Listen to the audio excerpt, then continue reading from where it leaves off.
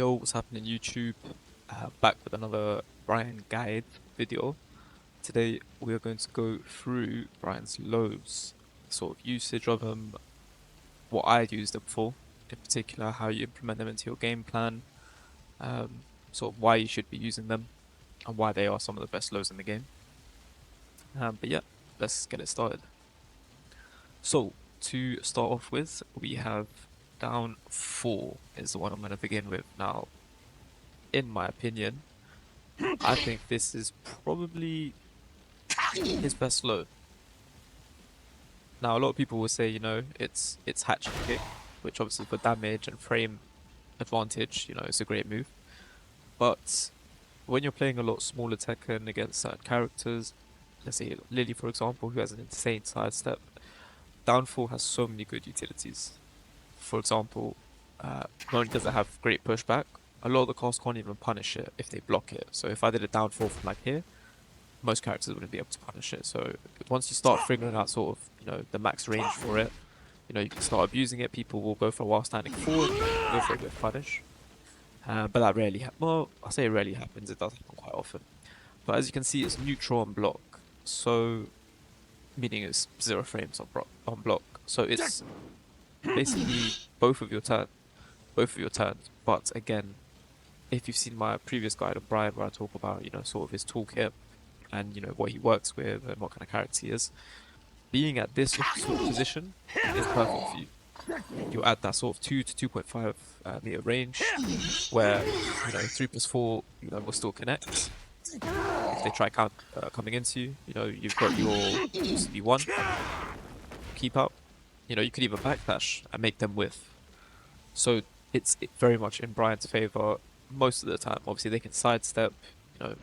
If you were to do something like, let's see, you went for down 4, it's a 3+4. No, it whiffs. So, after something like down 4, if you do something like QCB1, they won't be able to sidestep this as long as input it quick enough. It's a really good option. They'll sort of catch him stepping. If you input it quick enough again, it can come out to anywhere between sort of 15 to 16 frames, depending how quick you are. 15 if you're, spot on, but obviously it's of course go back to input, so it's a bit of a good input. It's a really good option after this. Unless obviously they sidestep right duck, then you can get launched. But yeah, you have to be careful with the options you use. As you see, back one will whiff. If you go for instant timing, if you delay it a little bit, as you can see, it will track. Well, it won't track, but you've got sort of sidestep with them. Make sure you're getting that back one to connect. But yeah, you just want to be wary of what sort of follow-ups you decide to use after down 4. This is quite a common one. It crushes their jab, catches a step. It gives you a little sidestep left as well in case they try using a move, so it's a good homing tool. Some people do like to step after that because they know Bryan wants to throw something out here. He wants to take his turn. A lot of people tend to, jab chip a lot here, so even you can throw your jab out and, check them with it as well, or you can even go for some sort of low crush if you think they're going to be extending out to you. But yeah, this is very much in your favor using this low, regardless of, the sort of follow-up options that come out of it. Now, on block, it is -11, which is nothing for the utility it has. I mean, it's 15 frame low, 0 on hit, pushes the flag, puts you in range. Like, it's a perfect low for Bryan, and you have to use it, especially if you notice their sidestep a lot. Again, a lot of these things can be done.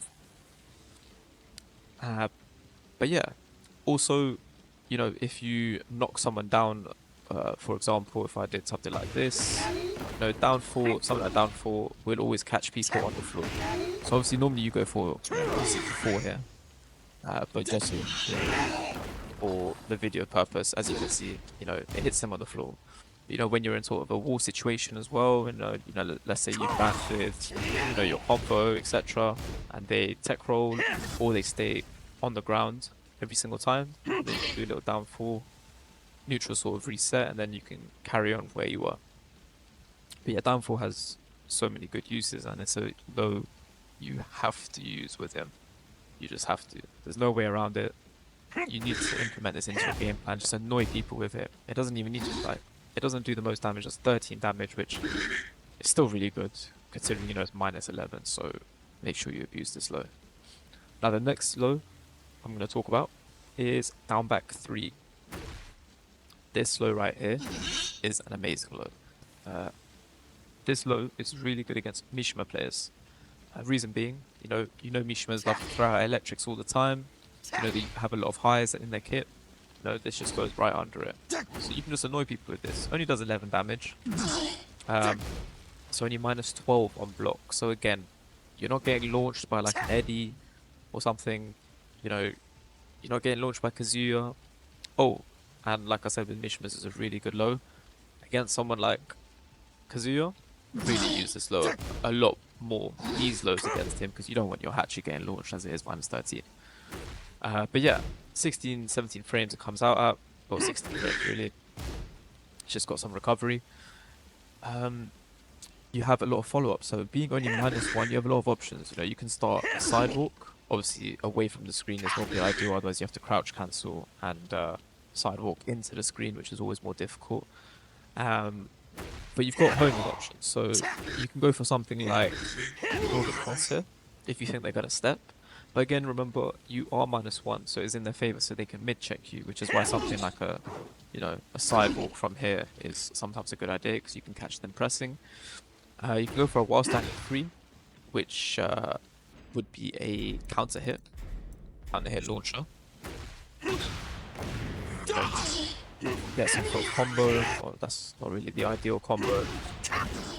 Even this is the ideal combo, but you get the idea. There's a lot of setups that can come out of this, and the best part about it is on counter hit, as low as +4. So some people don't really notice there's a sort of certain animation difference between a generic down back 3, as you can see, and then a counter hit down back 3. He sort of crouches down more. It's something that takes a long time, even though I'm not fully adjusted to it, but there's a slight difference between them. But when you're +4, this is a perfect frame rate. A lot of the time people don't notice, which is why it's such a good option. You know, going for the while standing 3. Because sometimes it'll just be a counter hit. You get full launcher out of it.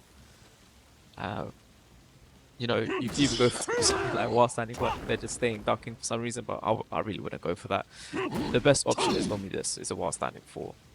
Comes out 11 frames. You know, it will beat their, or at -1 anyway. It will beat their down forward 1, which is the best option to check them out of this, or it will trade with it even. Well, if you did while standing 3, it would trade with a down forward 1. But there is some secret tech to pick up that combo as well, which I'll talk about in another video. But yeah, while standing 4 is your best option in general. Obviously, they can sidestep this while standing 4 as well if they notice you're doing it all the time. But you know, this get your +5 advantage, and then it's still your turn. You can continue QCB1, back 1, wherever it might be. But yeah, again, main utilities, high crush, good frames. You have a lot of options that come out of it. If they try to jab check you, because if they do like 1-2, this, you know, it will always beat this option. Not this option, sorry. The while standing 3 option. In case you're thinking, you know, why would I not just go for while standing 3 every single time? It's not worth it every time. Sometimes if you notice they're always jab checking after, this is a good option. You know, if you're near the wall, for example, you know, you get a full wall splat. If you notice that they're, you know, not making the correct decision, so they really have to respect this sometimes. But yeah, make sure you're obviously using this low a lot. It has really good tracking as well for some reason. It has some really good range. As you can see, you know, I'm hitting him from practically range, you know, 2.3 even. So, you know, nearly 2.4. So it has a really good range on it, good tracking. But yeah, great low. Now onto the next low you want to be using. It's the big boy Hatchet kick. This move, iconic move for Bryan. Quarter circle back 3 is the input. Comes out typically at about 20 to 21, sometimes 22 frames, more 21 to 22 frames of quarter circle back input, depending how quick you are.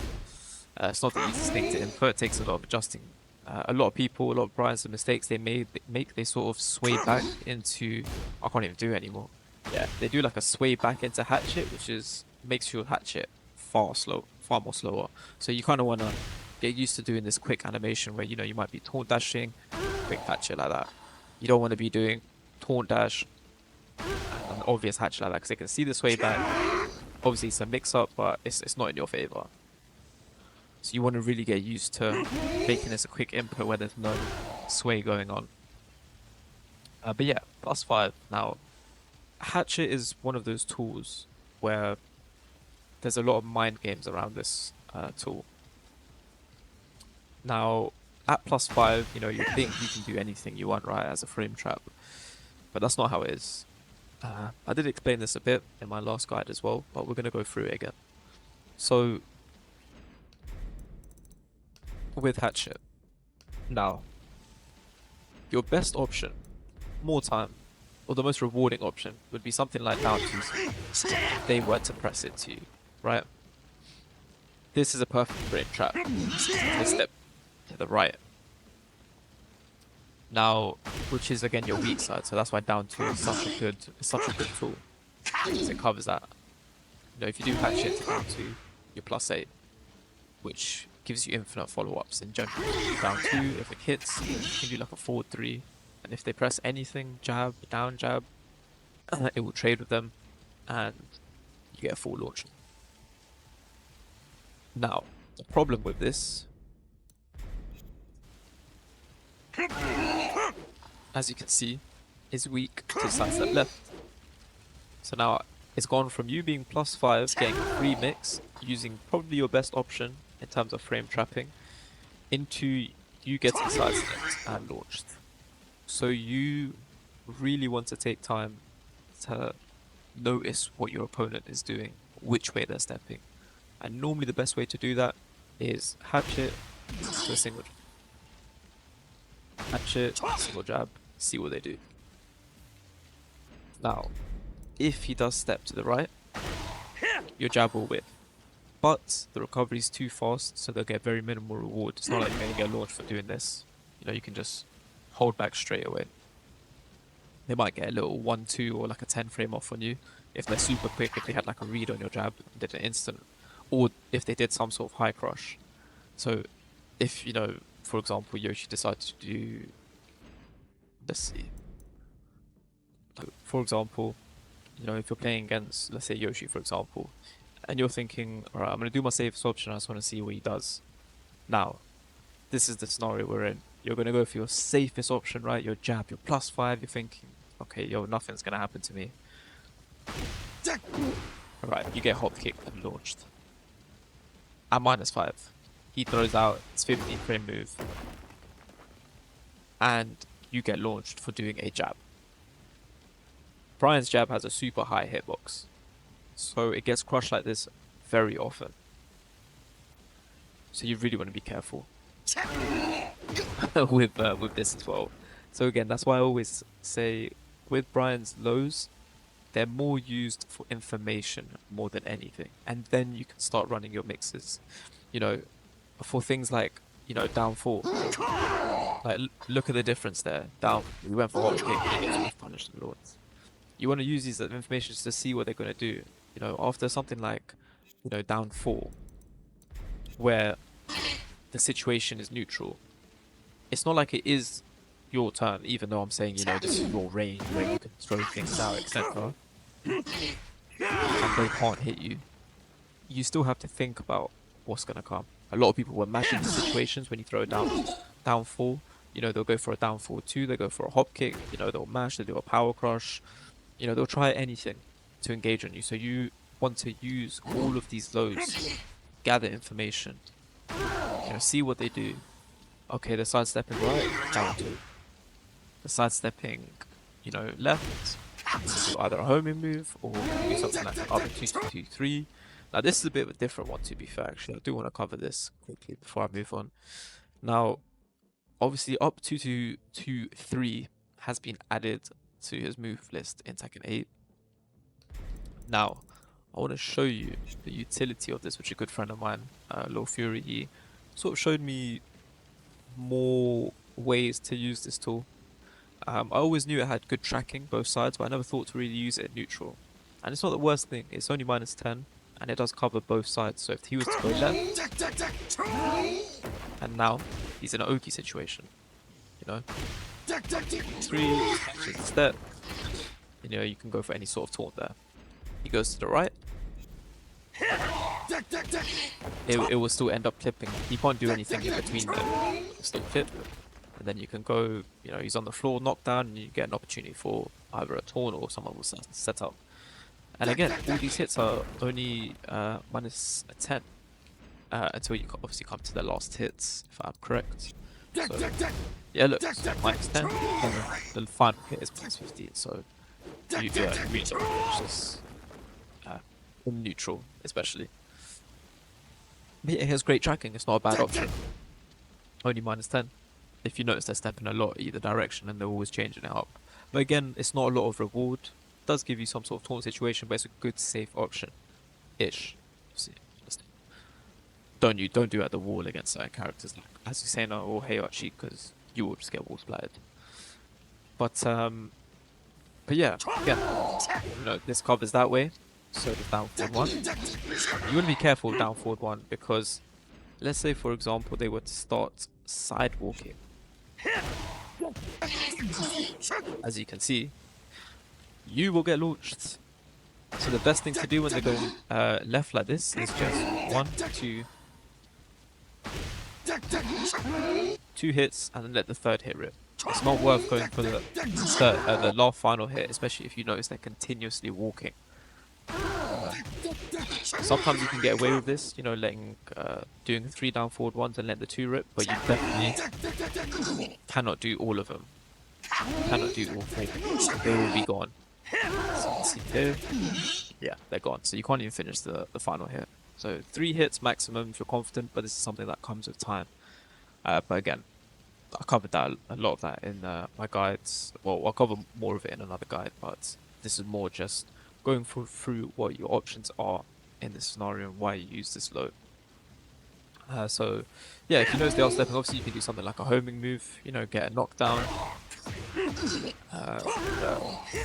1 + 2, 2. Oh, sorry, that's 1 + 2, 1. +2, 2. But again, it's not your turn if you do that. This comes out at 17 frames and you're only +5, so if they start jab interrupting, then it's their turn, because you went for a homing move. So that's why it's important to notice what they're doing in these situations where you are plus. Now, Hatchet is weak to sidewalk left. So if I was to do something like Hatchet into Hatchet, as you can see, a lot of Bryans love to do this, and they get away with it at the lower ranks, but you can't be doing this. You gotta remember, this move comes out at practically 21 to 22 frames. So running these, unless you're confident and you notice, okay, they're not pressing at all, and you're just dashing up in their face and you're trying to run this mix, then cool, go for it. But just remember, if they start sidewalking, you are screwed, basically. So you want to be really careful with what you're doing, because they could even throw a down forward 2 in between, a hop kick, anything. So again, pick your options wisely. You know, 1, 2, 1. This into something like, or even forward 3, get sidewalk left. But yeah, you just want to be mindful of what you're throwing out after this move. Really take into account that so many of the follow-ups are super linear. Even your jabs, your jab checks, your jab strings, you know, they can all be sidewalked. So you have to pay attention to what your opponent is doing. Now, one of his, it's a universal low, yeah, down back 4, -4 in here. It's launch punishable, by the way. It's -15 this low. I'll just show you now. -15, as you can see. This is really just used to track people. Obviously you have down 4, but sometimes in tight scenarios, let's say you've done this and they start sidewalking. For example, if you're playing against Lilies especially, just, you know, a little down back full check, stop him, you know, sidewalking against you. You know, I do this, you know, he can't sidestep, he can't sidewalk, anything. But that's just a universal thing most people use, but if you don't know about it, now you know that is basically the use of this low. It's really good in like round ending situations as well, because it comes out of 12 frames, like it's super quick low. It's just, you know, scrambly situations, final hit, oh, I'm running up, oh, I've done a back one, it's blocked, okay, down back four. But yeah, those are his lows. So again, the main points I want you guys to take away is be careful using these lows. Use them as information tools. As you can see, like, look, this is minus 13. You can get launched by Kazuya, by Eddie.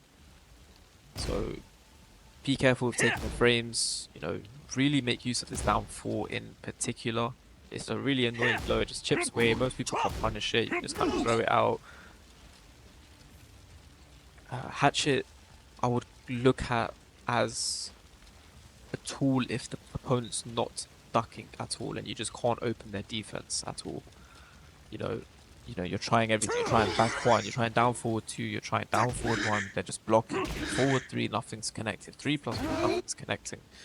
Right. That's where you would stick to, you know, where you would then resort to letting off a big chunky low for 23 damage and running your mix, you know, your plus 5, something like a down forward 2, down forward 1. Now again, down forward 1 after something like Hatchet. If they jab, it trades, but in general this is a perfect way to counter tracks, especially to the right. They can step it to the left, most characters, some characters can't. It hits them the first hit and the other hits will whiff. But yeah, now even using something like down forward 2, again this can be sidestepped, side walked. Say the sidestep right here. Oh, so yeah, there you go. Down forward 2 will whiff. If they decide to go to the left, though, I believe it will clip them. Yep, it's if they commit to a side walk left, then it will mitigate those options. As you can see. And then obviously, you know, if you did down 2 as well, side walk left would beat it as well. So again, the main things to take away is just bear in mind what you want to do in certain situations. Don't get ahead of yourself. Don't start, you know, doing stuff like this. Don't start doing stuff like this. Hatch into back 1, hatch into QCP 1 unless you're super confident that they're not using their movement. You know, you just have to pay attention. Use these as your information gatherers, okay? Now, the next low we're going to talk about is down 3. Down 3. This move is kind of underrated. You know, it's neutral here, and it has a follow-up. Only does 10 damage, but it's an annoying low. Down 3-2. You have a follow-up low-high, they have to stay ducking. It's a really good round ender sometimes, especially if the opponent's, it's sort of like scrambly situations where both of you are pressing a lot, you're doing things like this, and you know, you're really trying to annoy your opponent. You know, you're doing down back 4 into down jab, etc., and things are just getting out of hand. Or let's say you have them at the wall and you know they're close to death and they're scared. You've got them at the wall, they've got heat left though, or they've got heat burst that they can still pop. You could literally do a down 3-2 wall splat. That is the utility of this. Now down 3-2 is also used, you know, as an ender. I don't know what I just did there. It does give you a decent splat, as you can see. And then obviously for sort of oaky situations, whatever you want to do. But yeah, don't ever throw this high out in neutral though. Like when you're playing in the mid screen, like here, please don't start just throwing this out for no reason unless you have like a good reads, because most people, nearly everyone I played against, just ducks this all the time. The second hit. It's a bit glitchy as well, so really weird one. But yeah, look, neutral on block. You know, you can sort of carry in your pressure like this. It has a tiny bit of pushback, but nothing significant. Again, it's just an annoying low. Like you just like 10 damage. They're not pressing. Oh my god, I just showcased the most important low. Anyway, Yeah, just poke them away. Look, down 3, down by 3. You know, you do this, you're neutral. They're gonna jab. You do down by 3 because it will crush the jab. So you just poke them away with these. Look how much damage you've just racked up, laying off these annoying lows and your big power low. Look at that, 60% gone. Obviously, if it went like that, obviously the opponent will press, but you get the idea. Now, the next low we're gonna talk about is down 3+4. I've had a newfound love for this low, to be honest. I've been using it a lot more, mainly in walled situations, sometimes in the open ground. I tried to stay away from it a bit just because sometimes I do end up getting, you know, some weird miss. Sometimes I get like a 3+4 input because I missed it down, but that's just a skill issue on my half, to be honest. But it's a really good low. You know, it does 16 damage and it's only -1. It's got a tiny bit of high crush. Now, my main use for it is sort of in, you know, like OP situations on the wall. So let's say you get to the wall here. Sort of do something like, I'll do something like this. Obviously he tech rolled there, but if he doesn't tech roll and, you know, he chose to stay on the floor, you've comboed him, take it to the wall, like this, stay down, just get a free resplat. Free, they didn't tech roll, and look at that, you're literally one mix away from killing them, then they have to guess again. Obviously, if you didn't know already, it is also a bound. A really good bound for a lot of combos. I'm going to make a combo guide soon as well. Like optimal combo routes. But it is a bound. Just keep that in mind. But we're talking about in the neutral here.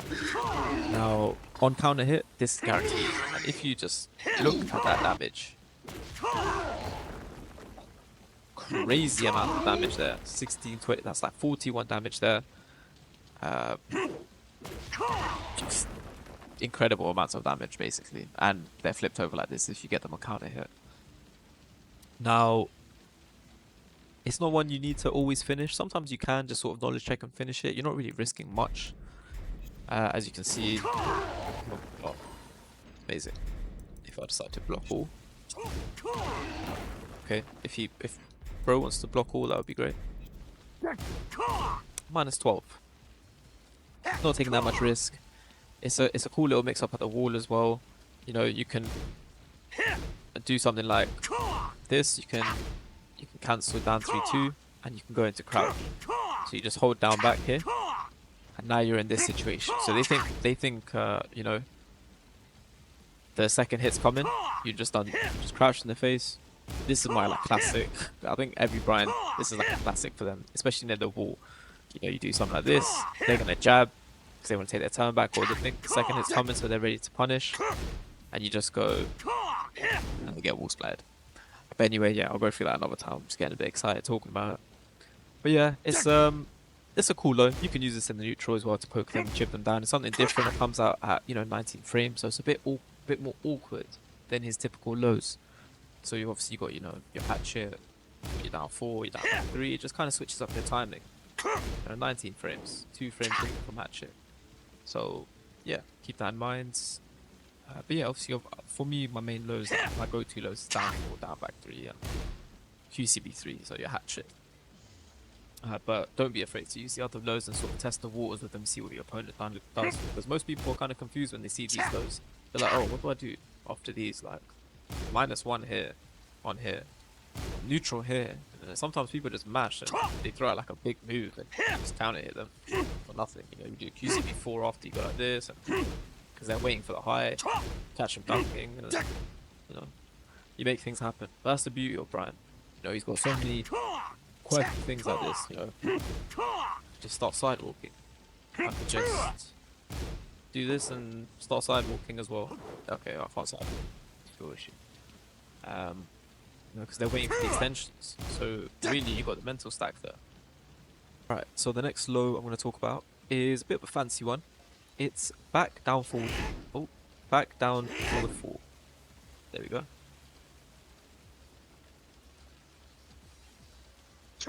As you can see, back down forward 4. -13 on block.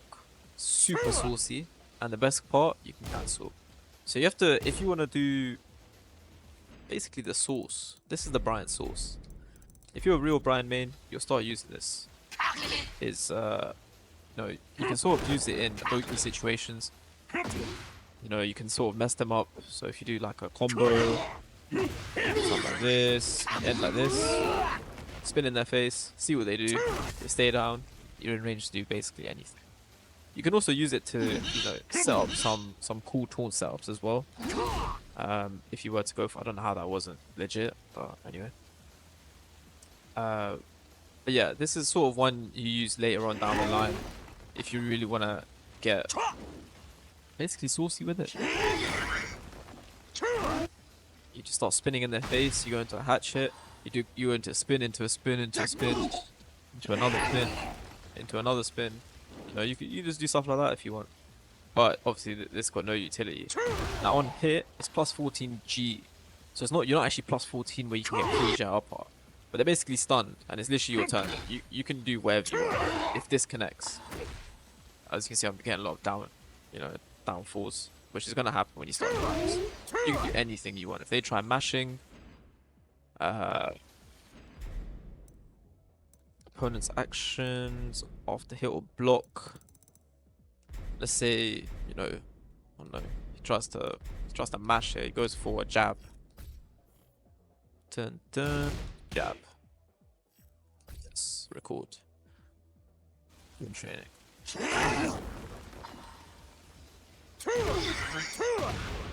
You get a counter hit launcher for 1,000,000 damage.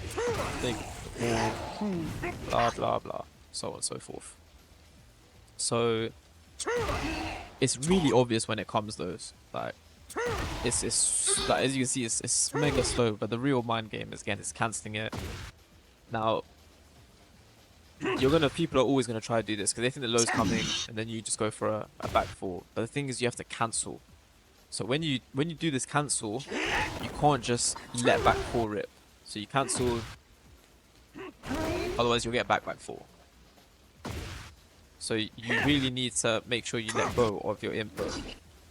Let go of that back input, otherwise you're gonna just keep getting back four. The easiest way for me is I sort of press up, I press up after I've done the spin, just to make sure it connects, because it kind of gets you out of this weird crouch animation that you're in, and then you can get it off quickly. So yeah, this is it's a cool low. It's just a cool low. I wouldn't recommend just using it all the time unless you're confident that they're gonna just block it. You know, you could even do stuff like that. That's the low. There's nothing more to it really. It's just, it looks cool. You have to start using it on people, and you know, just to assert dominance basically. That's about all the utility of it. And last of all, but not least, the greatest low. Snake Edge. If you are using this, please stop using it. This is the most reactable Snake Edge in the game. You have to stop using this. I'm a bit of a hypocrite because I actually still use it and I still hit it on people at the highest rank. But, and on some top players, honestly, like most top players have 8-1-1 Snake Edges, I'll be so real. It does have some cool properties. Sometimes it does crush a mid here and there. Obviously crushes highs. You know, it catches people off guard. But yeah, try to avoid this. It's not great. I see so many Bryans doing like cancels into the Snake Edge after combos, and it's just like, you have to stop using this. It's gonna hold you back. It's really bad having to drop. It's super fun. We all love it. We all love, you know, like a Snake Edge, etc. You know, I still go for them even to this day. But if you're trying to rank up, etc., just everyone can react to this. You know, you could be 70 years old and probably react to this. So, and it's minus 26. So they could probably have a cup of tea and still launch you. Yeah, man, that's what I've got to say about this low. But we do love it, and I will still go for some Snake Edges. Don't get twisted. But yeah, those are the sort of main lows that Bryan has in his toolkit. The main follow-ups, the sort of usage for them as well. But yeah, I hope you found this useful. I'll probably be making you guys, I'm going to try to push out some more consistently. It's been a little while. It's been a couple months since I dropped the last one. So yeah, I will catch you all in the next one. Peace.